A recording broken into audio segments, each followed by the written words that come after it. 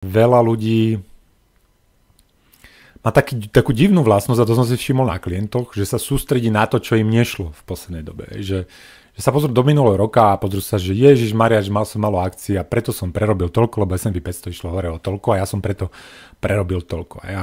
Toto nie je v súlade s tým, čo ja rozprávam. Že vy, keď to robíte tak, ako to ja robím a hovorím, že sa to má robiť, tak ak nemáte niečo, čo vám prerábalo minulý rok, to znamená, že to nerobíte dobre. Hej? Lebo to znamená, že nie ste diverzifikovaní. Že každý, kto je diverzifikovaný, musí mať niečo v majetku, čo mu relatívne nezarába dobre alebo zaostáva za ostatnými vecami. Čiže z definície veci vy musíte mať nejakých lúzrov v tom majetku a tí lúzry nie sú problém.